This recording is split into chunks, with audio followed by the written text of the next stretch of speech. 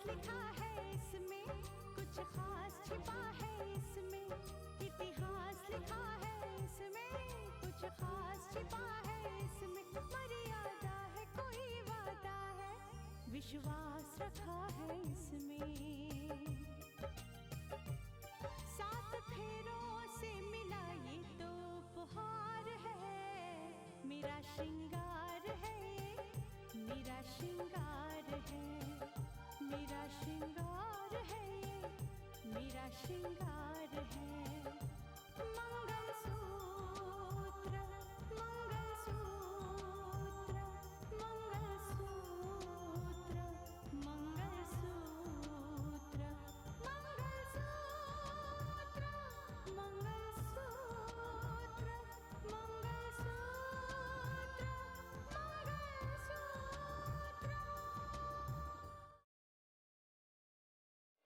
हमारे पास कोई रास्ता नहीं है, हमें इंतजार करना पड़ेगा मानस।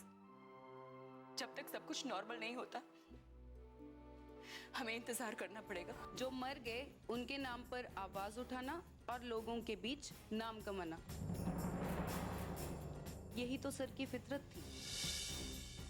चिंता मत करो तुम दोनों, रितिका पर मुझे पूरा भरोसा है, संभाल लेगी। और मेरी माने तो तुम अर्जुन ही बने रहो, राकेश बनने की जरूरत नहीं है। कि इस घर की मैं बहू हूं और तुम इस घर में सिर्फ एक मेहमान हो।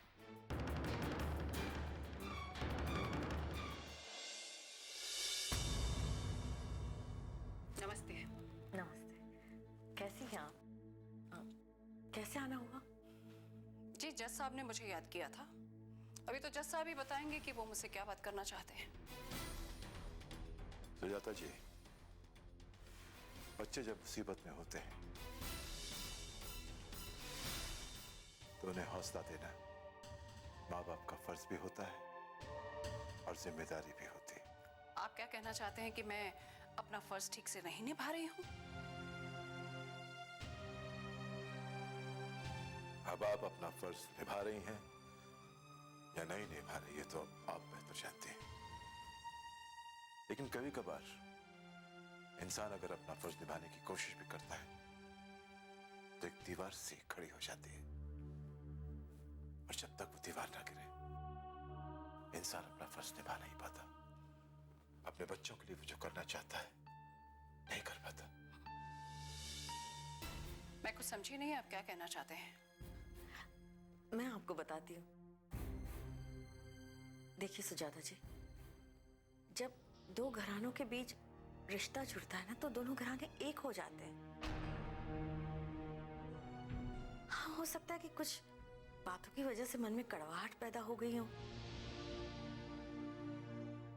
लेकिन उन सारी बातों को भूलकर रिश्तों को साथ लेकर चलना पड़ता है ना। देखिए शारदा जी, कुछ बातें ऐसी होती हैं जो जहन पर पत्थर की लकीर की तरह खिंची होती है, वो कभी मिटती नहीं। मैंने उसी लकीर को मिटाने के लिए आपको यहां बुलाया है। मैं जानता हूं कि अगर कोई बात दिल में घर कर जाए तो आसानी से नहीं निकलती।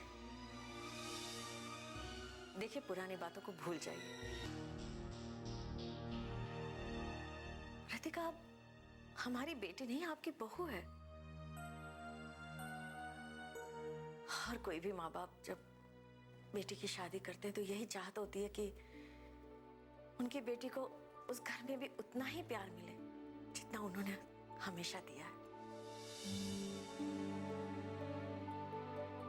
उसे बेटी समझा जाए उस घर में। सुजाता जी, कानून की सेवा करते करते मैंने हमेशा अपने फर्ज के साथ इंसाफ करना ही सीखा है। हो सकता है कि सभी के जज्बातों के साथ इंसाफ नहीं कर पाया। जिंदगी में ऐसे कई मौके आए जब फर्ज और जज्बात आमने सामने आकर खड़े हो गए, लेकिन जस्टिस आदित्य प्रताप ने हमेशा अपना फर्ज निभाया।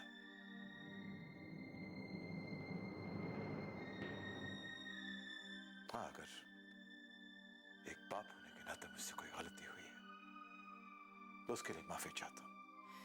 आपके माफी मांग लेने से वो वक्त वापस नहीं लौट सकता जज साहब। आप बिल्कुल ठीक कह रही हैं। गुजरा हुआ वक्त कभी भी लौट कर नहीं आता, लेकिन हर इंसान आने वाले वक्त का स्वागत तो अच्छे से ही करना चाहता है।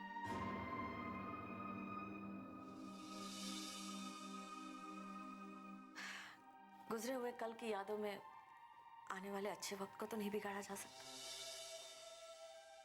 क्या आपने यही सब कहने के लिए मुझे बुलाया था यहाँ?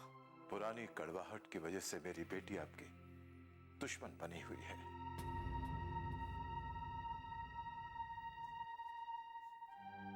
तो प्लीज उस कड़वाहट को अपने दिल से निकाल दीजिए। देखिए जज साहब, कुछ बातें खत्म होकर भी खत्म नहीं हो पाती। आपने बेशक उस बात को उसी वक्त खत्म कर दिया था,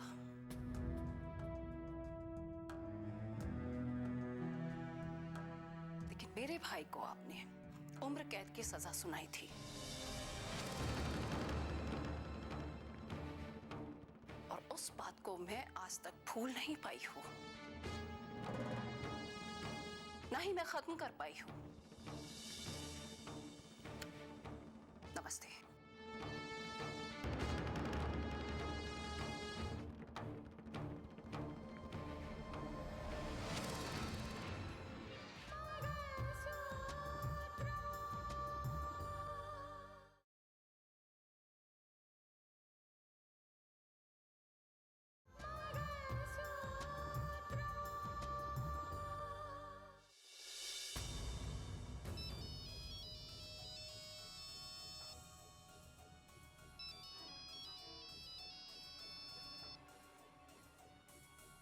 हेलो,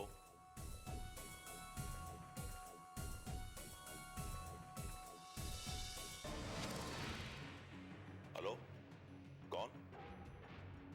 किससे बात करना है आपको? मुझे आप ही से बात करनी है। डैड। कौन बोला है? हेलो, कौन बोला है? अब भी नहीं पहचाना डैड?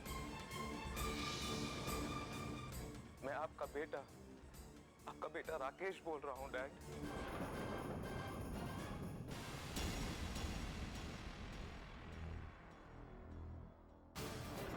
मैं आपका बेटा राकेश बोल रहा हूँ डैड। मैं आपका बेटा राकेश बोल रहा हूँ डैड। राकेश? हाँ डैड, यकीन नहीं आ रहा ना? मैं आपका राकेश ही बोल रहा हूँ। आपका खून, आपका बेटा राकेश। तुम जिंदा हो? हाँ डैड, मैं जिंदा हूं। पुलिस की गोलियां मुझे जरूर लगी थी, लेकिन मैं मरा नहीं, मुझे बचा लिया गया था। मैं कैसे यकीन कर लूं कि तुम राकेश हो? मैं जानता हूं डैड, आपको इतने आसानी से यकीन नहीं आएगा। मैं तुमसे मिलना चाहता हूं। मैं आपसे जरूर मिलूंगा डैड, लेकिन उनसे अपना बदला लेने के बाद जिन्होंने मेरे खिलाफ साजिश की थी और मुझे मौत के मुंह तक पहुंचा दिया था। मुझे इस बात का सबूत दो कि तुम वाकई राकेश हो। डैड, आपको याद है ना, जब मैं बहुत छोटा था तब मैं एक ब्लेड से पेंसिल शार्प कर रहा था। आपको बहुत गुस्सा आया था और आपने वही ब्लेड मेरे हाथ से छीनने की कोशिश की थी डैड। और उसी ब्लेड से आपकी दाएं हाथ की छोटी उंगली कट गई थी।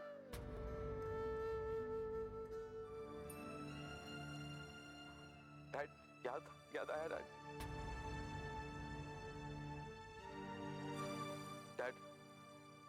एक बात और याद दिला देता हूं। मुझे याद है मैं छोटा सा था, उस वक्त आप मुझे अपने ऑफिस ले गए थे और आपकी कुर्सी पे बैठकर जैसे आप लोगों को ऑर्डर देते हैं वैसे ऑर्डर मैं देने लगा था। और अचानक आपके डीएम साहब वहां पहुंच गए और उन्होंने बड़े प्यार से मुझे अपनी गोद में उठाया और बहुत प्यार किया। डैडी, कुछ याद आया? हाँ बेटा, मुझे याद है, सब कुछ याद है। और डैड, एक बात तो आपको याद होगी ही होगी।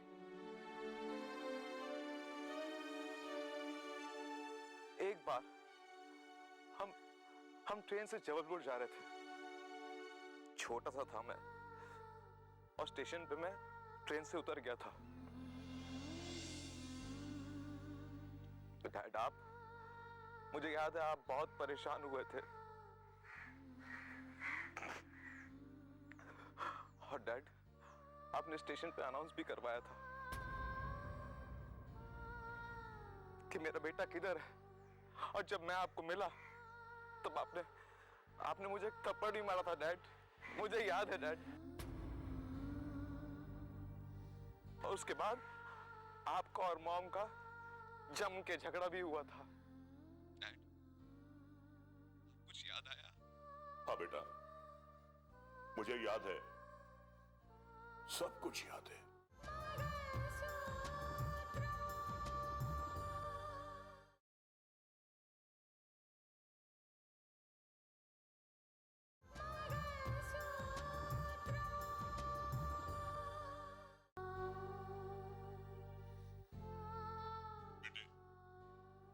तुम जिंदा हो और हम तुम्हारी याद में घुट घुट कर जी रहे हैं। बताए तेरी मां की क्या हालत है? मैं सब कुछ जानता हूं डैड, मुझे हर बात की खबर है। लेकिन आप लोगों को यह नहीं पता कि मेरे खिलाफ साजिश किसने की थी। अपने घर में हथियार किसने रखवाए थे, मैं जानता हूं। बेटे, हथियार किसने रखवाए थे? किसने की थी वो साजिश, बता। उस साजिश के पीछे ऋतिका और मानस का हाथ था डैड। क्या? हाँ डैड, अपने घर में हथियार रखवाने का काम मानस के कहने पर ऋतिका ने किया था, क्योंकि मानस और ऋतिका कॉलेज के वक्त से एक दूसरे से बेपनाह मोहब्बत करते थे। नहीं, ये नहीं हो सकता। यही सच है डैड, और यही हकीकत है,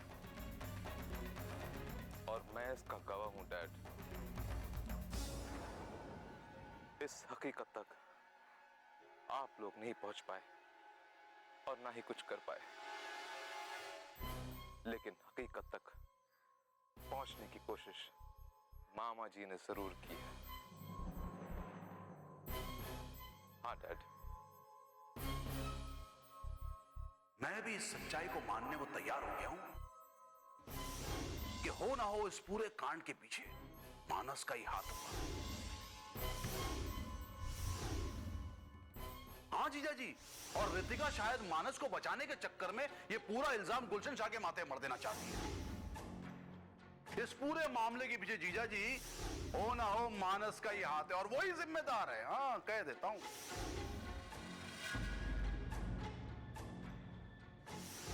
एक ना एक दिन ये सच्चाई सामने आकर रहेगी। शायद आपको मेरी बात पर यकीन ना हो डैड, लेकिन यह हकीकत मेरे सामने आ चुकी है और यही हकीकत मैं दुनिया के सामने लाकर रहूंगा, और उसके बाद ही दुनिया के सामने आऊंगा। लेकिन बेटे, हमसे आकर मिलो तो। हाँ डैड, मैं बहुत जल्द आकर आप लोगों से मिलूंगा। और हाँ डैड, माँ को बता दीजिएगा कि उनका बेटा राकेश मरा नहीं है, जिंदा है।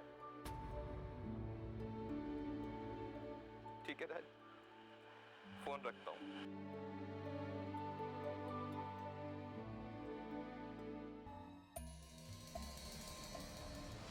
इतना बड़ा धोखा,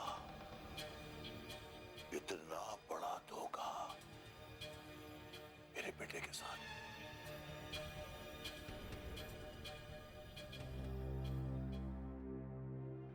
आई love you dad. Neelima, Neelima, ji आई। हाँ जी। नीलिमा, एक ऐसी खबर सुनाऊंगा कि तुम सुनकर खुशी से पागल हो जाओगी। क्या हुआ? नीलिमा, हमारा बेटा राकेश जिंदा है।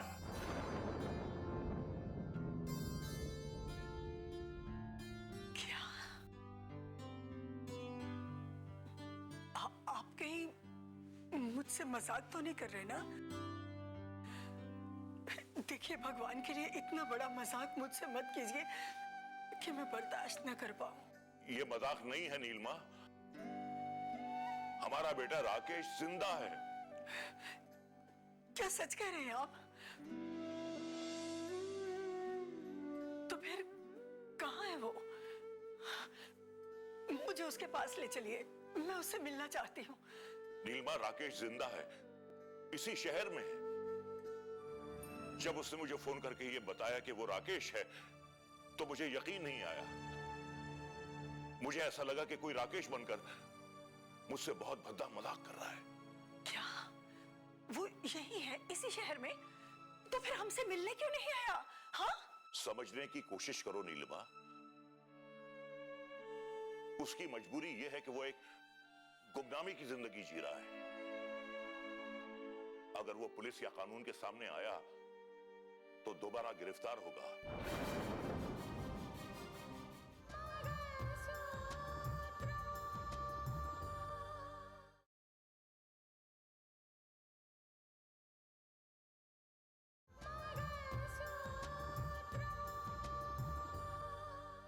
अगर वो पुलिस या कानून के सामने आया तो दोबारा गिरफ्तार होगा और फिर उसे फांसी के तख्ते पर चढ़ा दिया जाएगा।